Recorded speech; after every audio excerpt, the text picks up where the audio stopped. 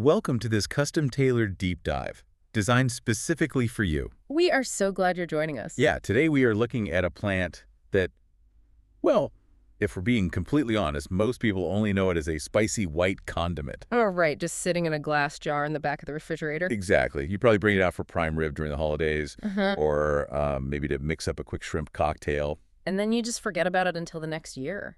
Yeah, pretty much. Yeah. But we are here to pull back the curtain and show you that this plant is actually a prolific chemical warfare-wielding survivor. We're talking about horseradish. Botanically known as Armoracia rusticana. Right. It truly is an incredible organism. I mean, most of us just experience that final processed product, but the biology and the history behind that little jar of heat are absolutely remarkable. Oh, absolutely. It is a plant that refuses to be ignored once you actually understand how it functions in the soil. And our mission for this deep dive is to explore exactly how to grow, contain, and ultimately cook this fiery root. Which is quite the journey. It really is. And to do that, we have pulled together a really diverse stack of materials for you. We're looking at commercial seed catalogs like Park Seed. We've got in-depth agricultural extension reports from Arkansas, Nebraska, and Kansas State. Some really great data in those. Yeah. And we're also pulling from the scientific journal Plant Disease, and even bringing in culinary insights from food blogs like Polyphagic Abbey and Kitchen Confidence. Okay, let's unpack this. The overarching theme that emerges when you synthesize all these different perspectives is that horseradish is an absolute masterclass in adaptation. Masterclass is the perfect word for it. This deep dive isn't just a gardening tutorial for you. It's really about understanding plant biology, learning how to manage incredibly invasive behaviors, and unlocking a culinary secret that has been utilized by humans for over 3.5 millennia. Yeah, I was actually surprised by the timeline when digging through the Arkansas Cooperative Extension data. It goes way Back. They point out that horseradish has been cultivated and used by Egyptians and Greeks for over 3,500 years. When you think about it, maintaining a specific crop lineage for that long means it is deeply embedded in human culture. Definitely. For instance, it serves as a traditional bitter herb used during the Passover Seder, bringing literal tears to the eyes to symbolize the harshness of historical enslavement. That cultural weight is fascinating, and biologically, it's a brassicaceae. Which means it's related to cabbage, right? Yes, cabbage, broccoli. And it shares that distinct glucosinolate defense profile with wasabi, or Wasabia japonica. Oh, right, wasabi. But horseradish deploys it in a much more aggressive, rugged way than your standard cabbage or broccoli. What's fascinating here is, well, the actual science of that signature heat, because it completely recontextualizes what you're eating. It really does. Yeah. Because it's not actually spicy out of the ground, right? Exactly. You mentioned wasabi, and it's a perfect comparison because they share a very specific, highly evolved binary defense mechanism. You see, an intact whole horseradish root sitting in the dirt doesn't actually smell like much of anything. Just smells like a root. Just dirt and root. If you were to dig up a root, wash it off, and hold it up to your nose, you wouldn't get that classic eye-watering sensation. Nothing at all. Nothing. It doesn't taste spicy in its natural, undisturbed state either. The heat you experience on your plate is entirely a chemical reaction. It's designed to punish any animal, insect, or human that dares to damage its cellular structure. It sounds like a botanical booby trap, just waiting for something to take a bite. It operates exactly like a binary chemical weapon. And what is wild is how targeted it is. How so? It's not a systemic poison that kills the plant along with the predator. It only triggers exactly where the tissue is damaged. Oh, that's incredibly efficient. Very. Inside the cells of the horseradish root, there are two distinct components. You've got compounds called glucosinolates and an enzyme called myrosinase. Okay, glucosinolates and myrosinase. Right. And as long as the root is intact, these two components are kept safely separated in different cellular compartments. So they never touch. Not until they need to. But the moment the root is crushed, grated, or chewed, the cell walls break down. The glucosinolates and the myrosinase flood together. Exactly. They react to form a new compound called isothiocyanate. That resulting compound is what actually releases the highly volatile sinus-clearing pungency. I just want you, the listener, to imagine this invisible chemical reaction happening right there on your cutting board. You are literally triggering a microscopic defense mechanism every single time you grate it. You're initiating chemical warfare in your kitchen. Yeah. But there is a crucial culinary trick we pulled from the materials, which puts you completely in control of that chemical reaction. The vinegar trick. Yes, if you add vinegar to the grated horseradish, the acidity actually denatures the enzyme and stops that reaction in its tracks. It just locks in the heat level. Locks it right in. So the timing of your acid addition is everything. If you want it incredibly spicy, you wait about 3 minutes after grating before you add the vinegar, allowing maximum isothiocyanase to form. And if you want a milder flavor profile, you introduce the vinegar immediately to shut the defense mechanism down. It is a perfect example of applied chemistry in the kitchen. You're manipulating the plant's evolutionary biology to suit your specific palate. It's so cool. And that localized chemical reaction we just talked about in the kitchen, it's exactly why this plant is such an absolute survivor out in the soil, which brings up the sheer mechanics of growing this thing. It was just a whole other beast. Totally. When I was looking through the Park Seed catalog, they highlight a variety called Big Pop. They sell it as a bare root for $16.95, and the expected yield is just astonishing. It's massive. Massive. By the second fall, a single plant can yield 2 to 3 pounds of root mass, and the foliage grows 3 to 4 feet tall. That's a huge plant. Yeah. But the Nebraska extension takes a more nuanced approach, contrasting Big Top with other specialized types. They note that common types, like melon or kren, are widely considered to have superior premium-tasting roots. But there's a catch. Always a catch. They are highly susceptible to diseases.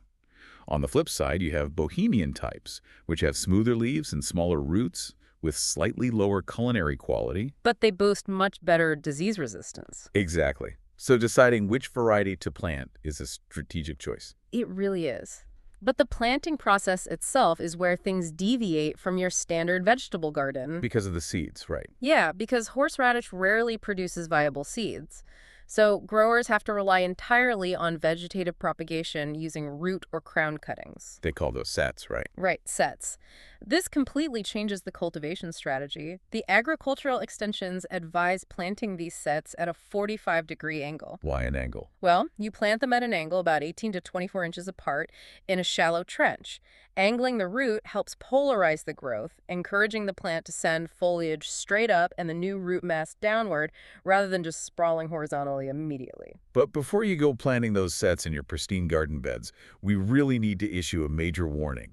Oh, absolutely. This is critical. If you are listening to this and mapping out a spot in your yard for horseradish, you must understand its potential for invasiveness. It will take over. The data from the Grow Organic Guides and the Farmer's Almanac regarding the growth habits of this plant are staggering.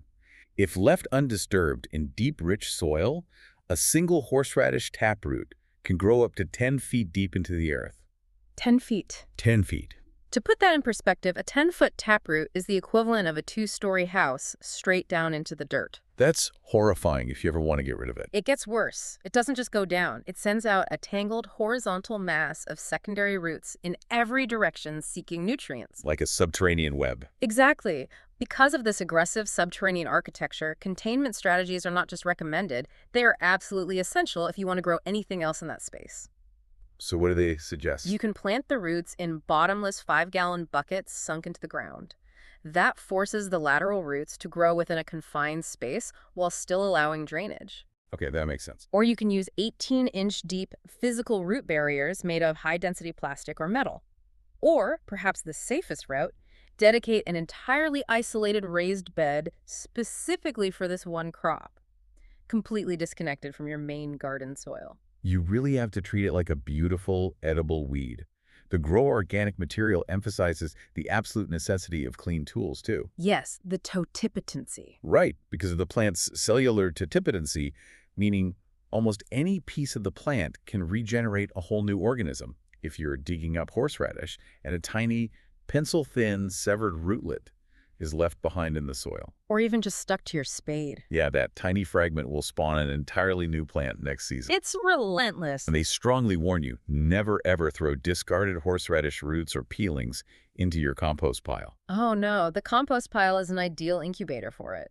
It will happily survive the microbial decomposition process, feed off the rich organic matter, and end up conquering your entire yard the moment you spread that compost in the spring. That's a gardening nightmare. It really is. It is a plant that demands respect and a very firm hand, which actually leads perfectly into some of the more advanced cultivation techniques used by commercial growers. Right, because if it's this hard for a home gardener, Imagine doing it on a massive scale. Exactly. Because the plant is so vigorous and wants to spread, agricultural science has had to develop very specific, highly manipulative methods to manage it and optimize the harvest for the consumer market.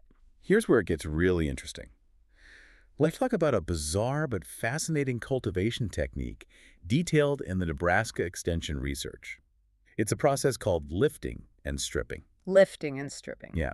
Imagine you are a farmer, and the market demands those massive, beautiful, smooth taproots you see in the produce aisle. The ones that look perfect. Right. If you just leave the plant alone, its natural biology will create a tangled, branched, hairy mess of a root system that consumers just won't buy. They want the clean look. So what do the farmers do? Mid-season, when the leaves are about 8 to 10 inches long, growers will carefully dig around the crown of the plant, physically lift it out of the dirt, and manually strip off all the small side roots from the upper portion of the main root. While it's still growing. Yes. Then they carefully put the soil back and rebury it. They do this purely to force the plant to direct all its metabolic energy into growing one massive, smooth main taproot. The amount of manual labor involved in that process is staggering. It's hard to even wrap your head around doing that for thousands of plants. But it really highlights the friction between a plant's natural morphology and consumer aesthetics. However, there is a much darker side to growing horseradish at scale. The diseases. Yes. And that involves combating microscopic threats. The Plant Disease Journal provides a really deep dive into a major agricultural threat called internal discoloration. That doesn't sound good. It's a devastating disease complex primarily caused by soil-borne fungi, specifically Verticillium and Fusarium species. The pathology of this disease is brutal. The root can look completely fine and healthy on the outside, but the core turns completely black, and the fungi literally rot the plant from the inside out. It's insidious. It renders the entire crop completely useless for making sauce, and the farmer might not even know until harvest time. It is an absolute nightmare for commercial growers. And the mitigation strategy they have to employ to fight it is intense and highly calibrated. Because normal fungicides don't work. Right. Because these fungal pathogens actually live systemically inside the propagative roots. The very sets that farmers have to save to plant the next year's crop standard topical soil fungicides are useless. So what's the solution? The farmers have to take these sets and submerge them in an industrial hot water bath. Like sous vide for roots.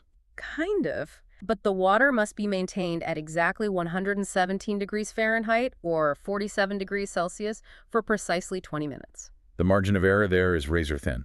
If the water hits 118 or 19 degrees, you cook the root tissue and kill the plant entirely. And if it drops to 115 degrees? Or you pull them out at 18 minutes. The fungus survives inside the core, and you've just planted a diseased field. Exactly. Maintaining that thermodynamic equilibrium across massive vats of water is a serious engineering challenge. It really is. And immediately after that exact 20-minute soak, the roots are treated with a specialized biocontrol agent, like a product called Soil Guard, which colonizes the outside of the root to protect it from reinfection once it goes back into the dirt. That is quite the process. If we connect this to the bigger picture, this is a prime example of how modern agricultural science has to continually innovate to combat persistent soil-borne pathogens, especially in crops where traditional methods like crop rotation completely fail. Because you can't just rotate it. No, you can't just rotate horseradish out of a field easily because, as we discussed, those tiny severed root fragments stay alive in the soil for years. They harbor the disease and act as a reservoir for the fungi. It's a constant multi-front battle. But let's say you've successfully navigated the potential invasiveness in your garden, you've kept your tools clean, avoided the verticillium wilt, and your plants are thriving. Success? Yes. Let's move to the payoff. When exactly do you pull these things out of the ground? The experts at the Farmer's Almanac and K-State Extension are in complete agreement on this for you. Patience is key. You can't rush it. You really can't. You need to wait until late fall, specifically after the first hard frost kills off the leafy green foliage above ground. The timing there is deeply tied to the plant's survival mechanisms. During the summer, the plant is directing its energy upwards to grow those large leaves for photosynthesis. Makes sense. But as the temperature drops and the frost hits, the plant realizes winter is coming. It pulls all its energy, converting it into complex starches down into the root to survive the freeze. Oh, so that's what changes the flavor. Exactly. That storage process is what gives the root its peak flavor intensity, maximizing those glucosinolate compounds while also developing a surprising underlying sweetness. So if you get impatient and harvest in the middle of summer, The root will be unpalatable, woody, and lacking that complex flavor profile. good to know. And when you finally do dig up that frost-sweetened root, Yeah. you are unearthing a nutritional powerhouse. This is a surprising fact for you. Freshly grated horseradish actually contains more vitamin C by weight than oranges. That's wild. And it has 20 times more calcium than a standard potato with the skin on. It is incredibly nutrient-dense. I had no idea the calcium levels were that high. Yeah. The Farmer's Almanac includes a fantastic anecdote from a Yankee octogenarian who swears by the stuff for his longevity. He apparently eats a tablespoon of straight, freshly grated horseradish every single day. A tablespoon straight. Straight, his rationale. He claims, and I quote, "Question in my mind is not how I'd get hurt from eating it, but how much worse off I'd be without it." Eating a tablespoon of straight horseradish daily is certainly a bold life choice, considering the massive localized release of isothiocyanates we discussed earlier. Very bold. But if you are going to prepare it at home, you need to be acutely aware of the practicalities and safety measures. Polyphagic Abby's culinary blog provides excellent guidance here, and she essentially treats her kitchen prep like a hazmat situation. Which is probably smart. It is. She strongly advises using a blender rather than grating by hand, and doing this in a very well-ventilated room with the windows open. Because of the fumes. Right. Some people even recommend wearing eye protection, like goggles. Goggles in the kitchen. Yeah, because the sheer physics of blender blades pulverizing those cell walls all at once releases a concentrated, localized cloud of fumes that will sting your eyes and sinuses far worse than the most powerful onion you've ever chopped. Turning your kitchen into a botanical hazmat zone is half the fun. But Abby provides a really elegant, foolproof method to make your own prepared horseradish from scratch once you are geared up. What's her method? You take about 240 grams of peeled root, roughly chop it, and throw it in the blender with a quarter cup of water to help it circulate. You pulse that into a smooth puree. Okay, simple enough. Then, relying on that chemistry lesson from earlier, you add 1 tablespoon of white vinegar, exactly when it reaches your desired heat level to stabilize the enzyme, along with a pinch of salt. That's the entire process. And how long does that keep?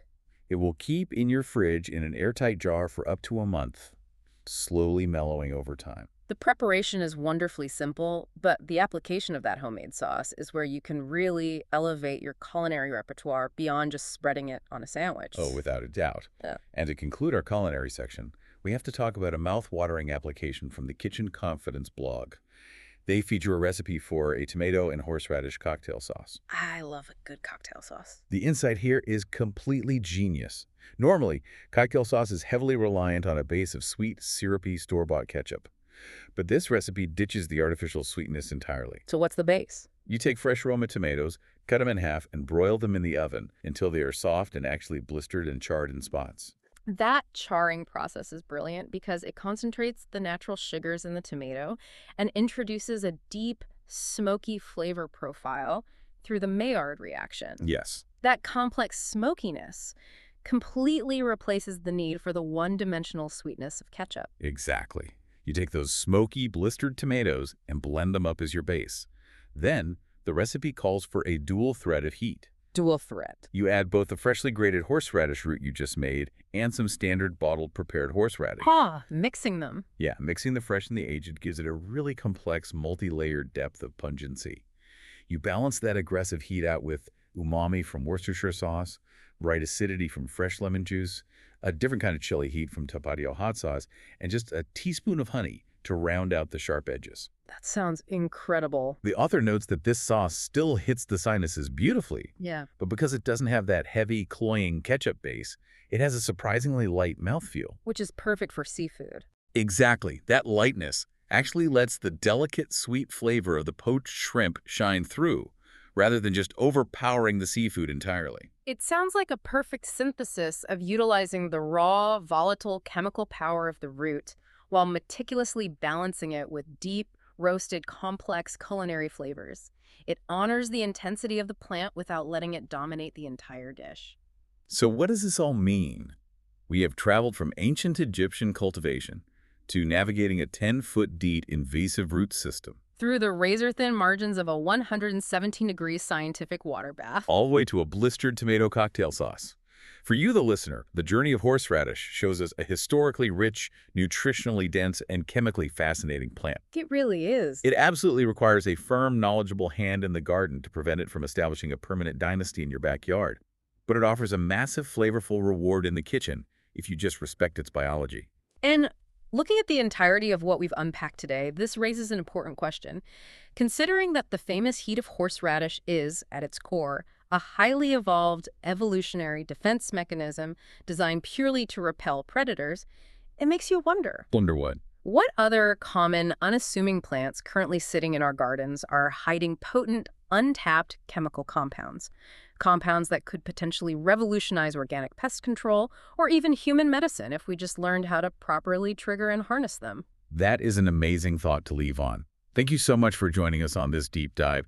We hope that the next time you encounter a seafood cocktail or a hearty roast beef sandwich, you will approach that little dollop of white sauce with a newfound respect for the mighty, untamable horseradish root.